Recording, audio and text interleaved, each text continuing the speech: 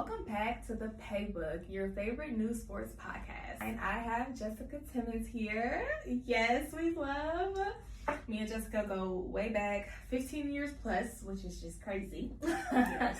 We played against each other, but also alongside each other.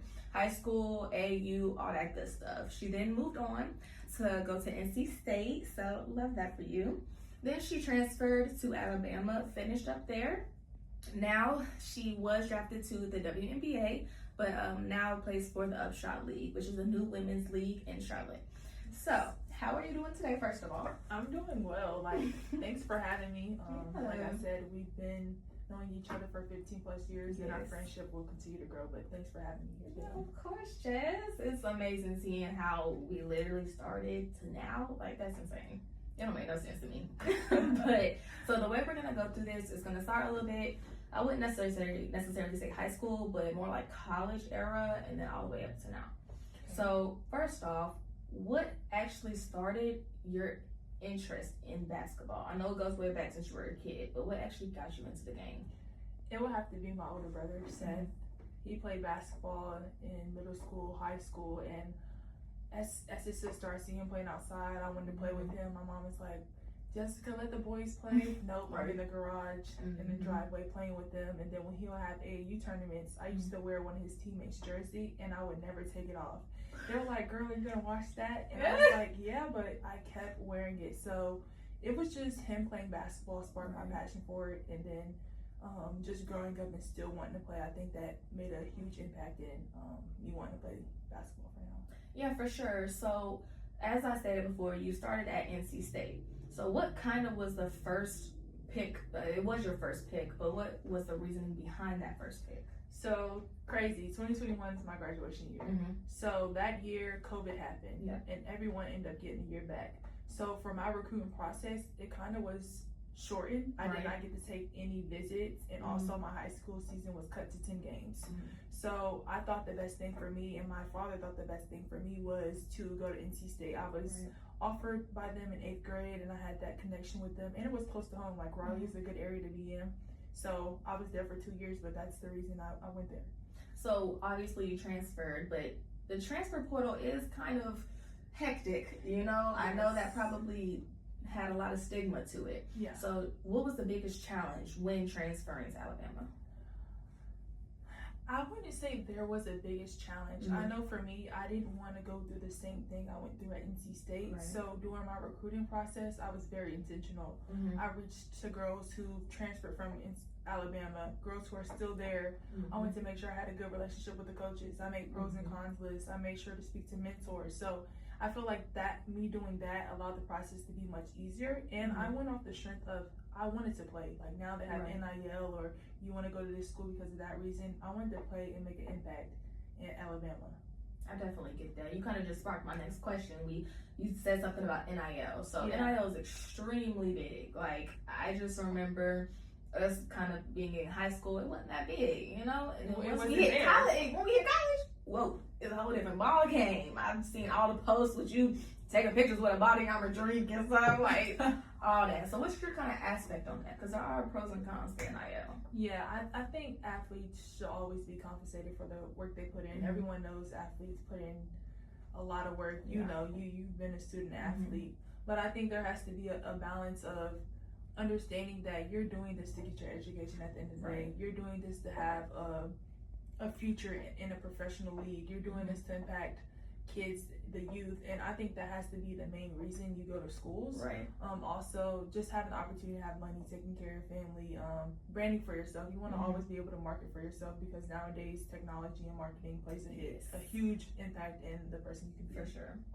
So my next kind of question, going to Alabama was a big move for you. And so at this point, what did you learn about yourself being at Alabama? Because like you kind of stated, at NC State, you were, the best you could be, but once you transferred to Alabama, it was a whole different breed that I had seen from you. So what did you truly gather? I think the most important thing I gathered was never losing confidence in myself and building my faith. Because when you reach rock bottom, sometimes you can question yourself and be like, am I really this good? but I never questioned myself. I always put in a tremendous amount of work, and just understanding that the people around you have to believe in you. Right. And I had a bunch of coaches that instilled a lot of confidence in me, and I think that was one of the biggest things for me.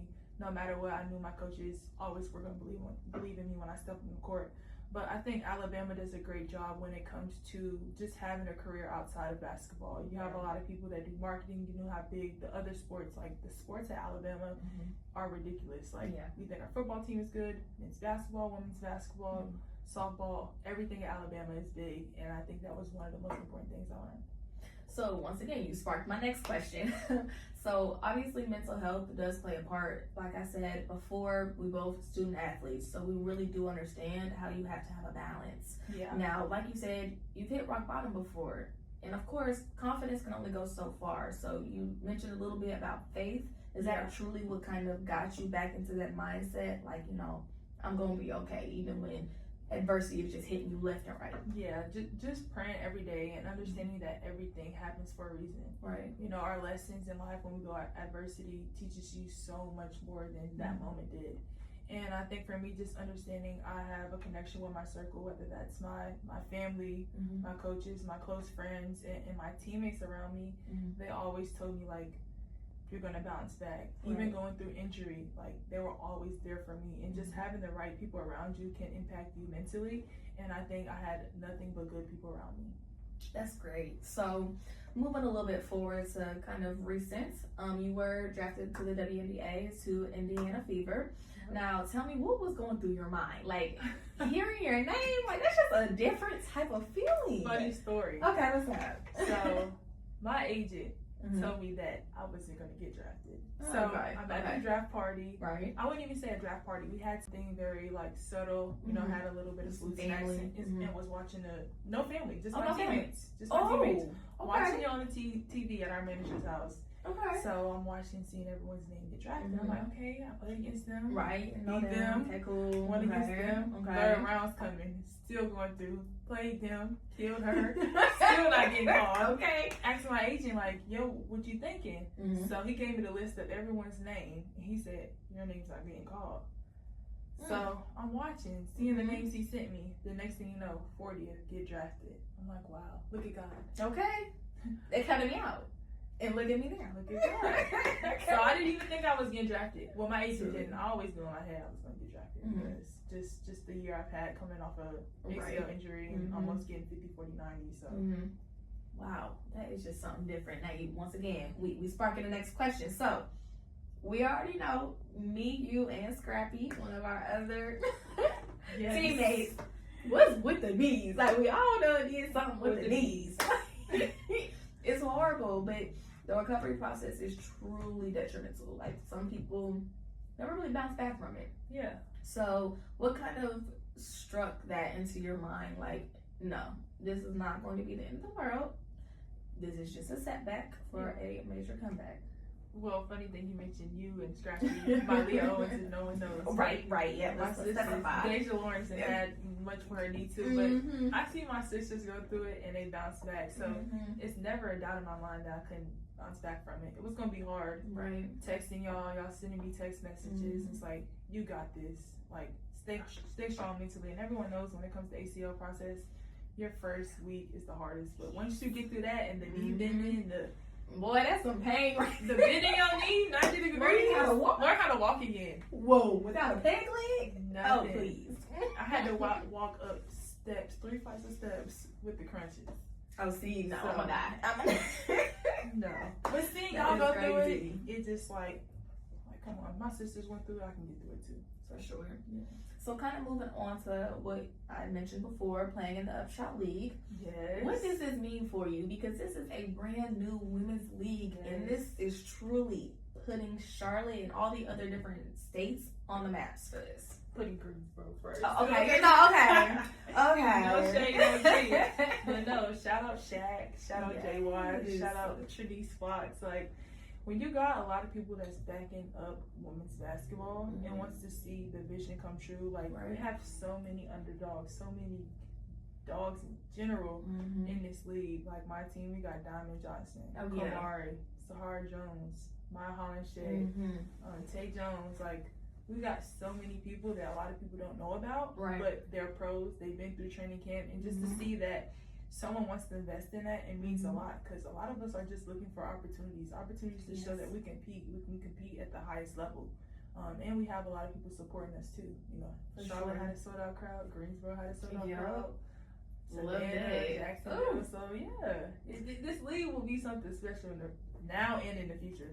What you think it really can become? Like, are we thinking like to the point where it's like a pro league, or It is a pro league. well, okay, more like WNBA to that level? Well, yes, I think once we continue to grow in different cities, it will continue to grow. Like, this is the first year, we're the pioneers, we're setting the tone for what it's going to be like in the future. But as long as we have people wanting to invest in women's basketball, people that's willing to support, we have the talent to showcase that it will be worth it at the end.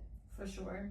So how does it kind of feel to play with one of your teammates before, Diamond? I mean, is it just like the connection, the dynamic duo is that? Like, no, who wouldn't want to play for Diamond Johnson? So, like, when I got that call, I was like, yeah, I want to play with D3. Bucket getter, she can pass, she's funny, she's a good person, she works hard, but everyone knows Diamond. Diamond deserves to be in the league because she's a killer. She's a killer despite her height. She got it. Keep in mind, you know, because you know I was the shortest on the team. So it's like I love seeing my short people rude. Like, the speed's there, the strength is there, the IQ. That's the main thing.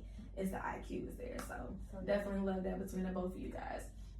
So kind of going a little bit outside of basketball, because basketball is, from what I can remember, has been literally our world. Yes. But like you said, there's a life outside of basketball. I agree. So who is JT outside of basketball? Me, I feel like I'm a funny, genuine, goofy person. But when it's time to be serious, I'm serious. When it's time to be funny or have fun, I'm willing to have fun. But most importantly, I'm someone who wants to make an impact in youth sports. Like, whether that's me just going back speaking to the girls, going back speaking to my middle school, former high school. I just want to be a voice to the younger generation and make sure that they're felt, they're heard, and also make sure that someone's there for them. It's amazing how you've always been like the youngest on every team, but now that we are grown, you are truly setting the bar for yourself. Like, Baby Jess, yes, literally, Baby Jess. Baby Jess ain't a baby. So going forward, where do you see yourself in a year? You trying to get back to the W? You want to go overseas? What you thinking? Well, first we're gonna win that championship. Okay. First, and then we're gonna celebrate. I'm not biased. The first championship for the Upshot League is gonna be with the Greensboro Groove. Okay, y'all heard that. Y'all heard that. Clock it. Then I'm gonna go overseas. Training camp invite. Now that I already been in training camp, I kind of already know what I need to do. Yeah, you know what to expect. Go kill, okay, and put on a WNBA uniform. Okay, okay, and I'll leave it to God. Leave it to God. You know. Yes. In a perfect world, who would you truly want to play with in the W? Play with in the W. I mean, I'm not gonna lie. I want to play with Caitlin Clark. Even though we didn't get out there and play with each other, I always wanted to play with Caitlin Clark. But play with. Maybe Paige. That's a good one. Paige or Zaya. Paige is tough. I love Paige. She is truly versatile. She's just not a shooter. She's able to do different things with her game. Get to her spots. She's somebody you can watch film on and study. Like, and learn from. Not even always have to compete with. Just learn from her style. Yeah, exactly. But those two are there. Okay, noted. Well, thank you for coming, Miss Jess, and it was great talking to you. Y'all heard it here first. Make sure y'all tune in next time. A Place or Pay, where hustle turns into highlights. Yes.